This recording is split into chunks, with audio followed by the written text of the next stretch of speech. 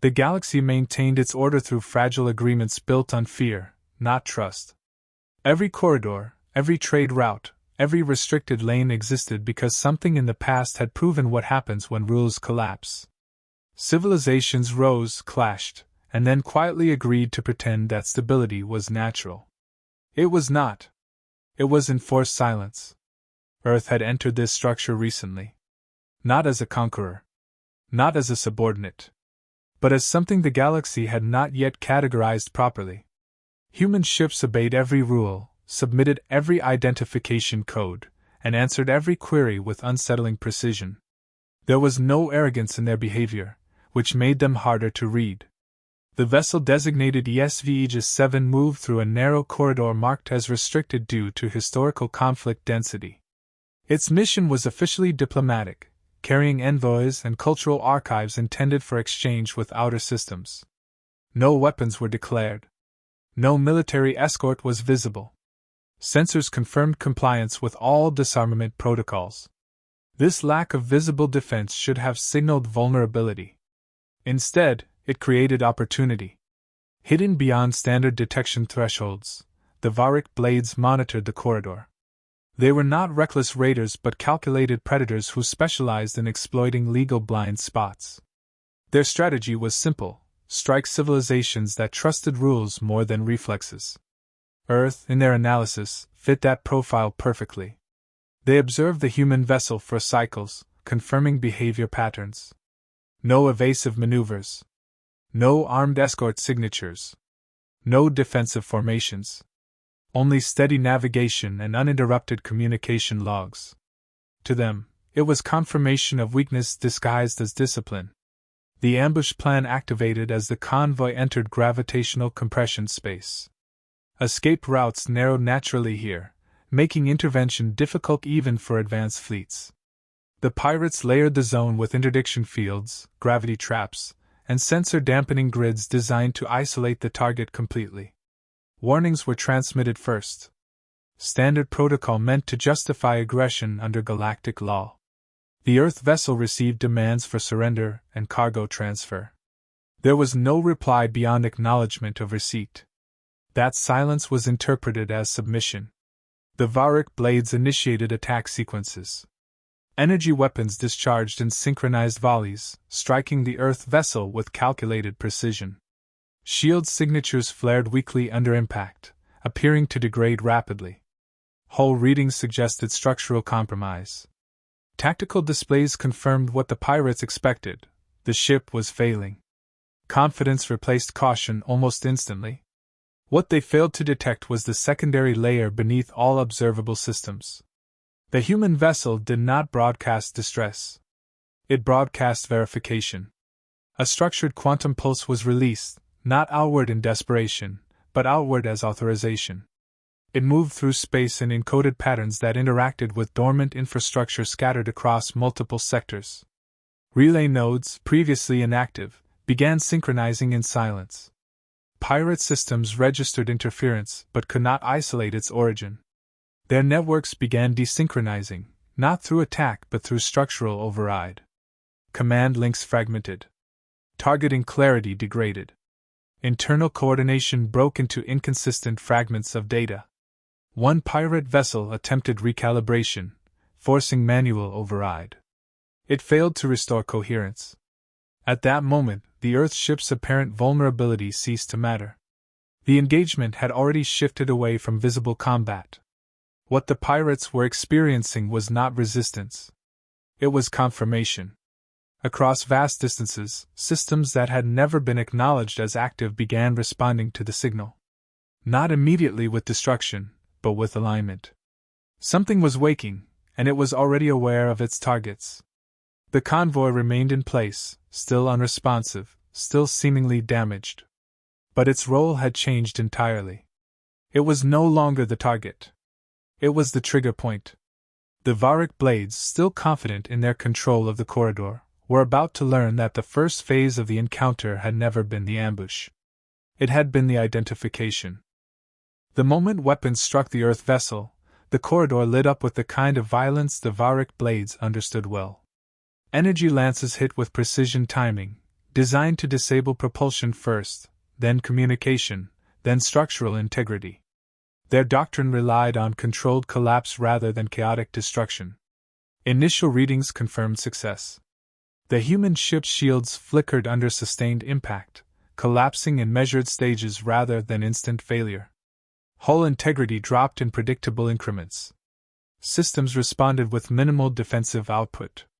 There were no counterattacks, no evasive burns, no emergency distortion jumps. To the pirates, this confirmed everything they believed. Earth had no hidden retaliation doctrine. No concealed fleet response. No rapid escalation capability. Only diplomacy layered over insufficient defense. They tightened the net. Gravity anchors locked onto the convoy's trajectory. Subspace inhibitors engaged, ensuring no external reinforcement could arrive in time. Communications were jammed across all known frequencies. The corridor became a sealed execution zone. A final ultimatum was transmitted. Surrender terms were repeated with increased severity. The demand was simple: abandon cargo, disable systems, await boarding. Human compliance was assumed inevitable. Inside the Earth vessel, operational silence continued. No panic signals. No internal emergency escalation. Instead, systems transitioned from passive monitoring into structured verification protocols. The ship was no longer reacting. It was confirming. Then the broadcast occurred. A quantum-level pulse expanded outward, not as a distress signal but as a structured authorization key. It did not request assistance. It activated recognition layers embedded far beyond the corridor itself.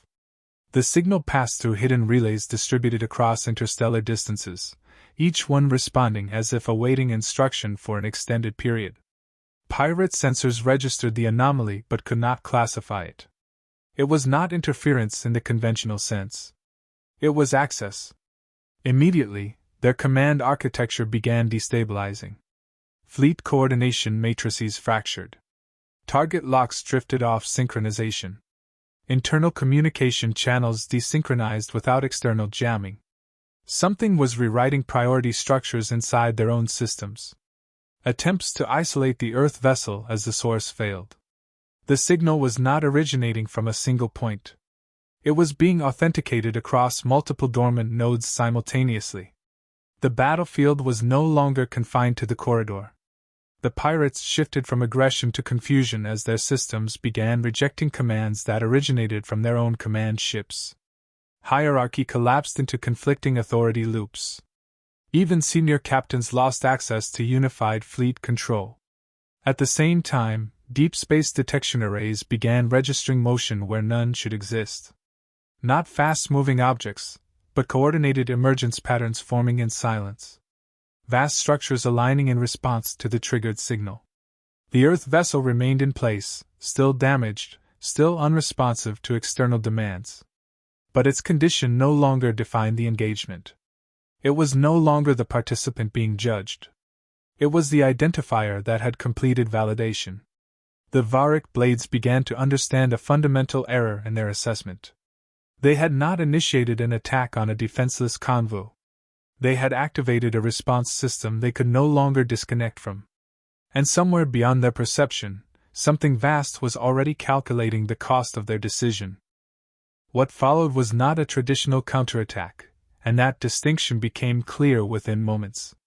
Pirate vessels expecting retaliation in familiar forms found none. There were no warning broadcasts, no grand declarations, no visible fleet arrival on conventional scanners. Instead, their systems began to fail in ways that suggested prior design rather than improvisation. One by one, Varick Blade ships disappeared from tactical grids. Not through explosive destruction that could be tracked or analyzed, but through precision removals that left no salvageable debris. Sensor logs recorded brief distortions followed by complete absence of targets. Each disappearance was instantaneous, as if the vessels had been removed from local reality rather than destroyed within it. Confusion quickly replaced command authority. Fleet leaders attempted emergency regrouping, but coordination channels no longer responded consistently. Every attempt to re-establish formation resulted in conflicting positional data. Ships believed to be nearby were not present. Ships assumed lost were still transmitting fragments of outdated telemetry.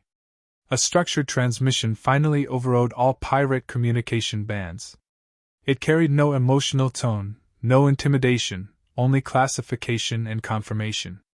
The message identified the Varick Blades by designation, confirmed hostile engagement status, and acknowledged breach of protected transit protocol. There was no request for surrender, because surrender presupposed participation in an ongoing negotiation framework. That framework was absent. At this stage, the hidden scale of human response became partially visible. It did not emerge from the convoy itself. Instead, it manifested across distant vector points, where previously undetected formations aligned into operational readiness. Massive constructs and fleet signatures appeared in regions that had shown no prior military activity. These assets did not converge chaotically. They synchronized with mathematical precision, each unit responding to pre-established conditional triggers rather than live commands. This indicated long-term preparation rather than reactive deployment. The implication was unavoidable. Humanity had not responded to the ambush. It had completed a pre-written response condition. Pirate attempts to retreat failed before execution. Warp calculations returned invalid exit pathways. Subspace corridors reconfigured faster than navigation systems could adapt. Every escape option resolved into closure. The environment itself had become restrictive through predictive control rather than physical blockade. One pirate commander attempted final communication, abandoning tactical language entirely in favor of surrender acknowledgement. The message never completed transmission.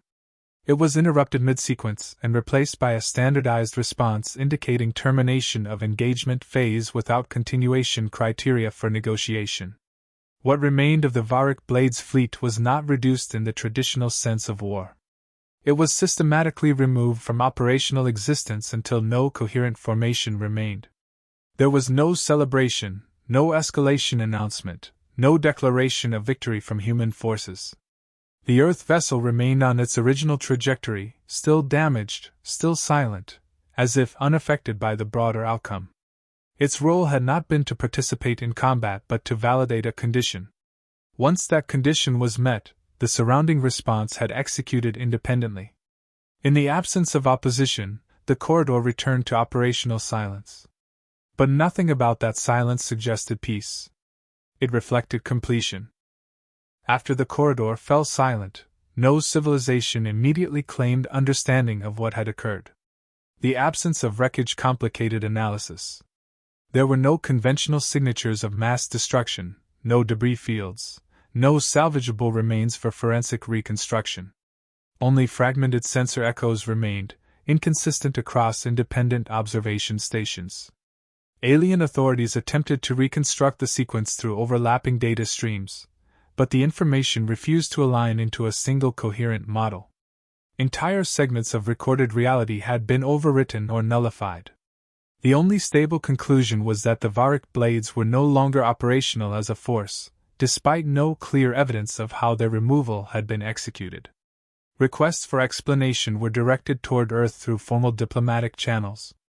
The response arrived after a calculated delay, consistent with standard human communication protocols rather than urgency.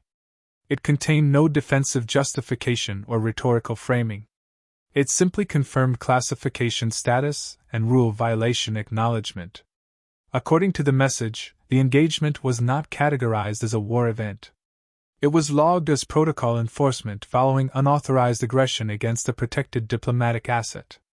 There was no elaboration on method, capability, or participating systems. The lack of detail itself became the source of concern across multiple alien governments. Strategic analysts across the galaxy began reassessing prior assumptions about human capability.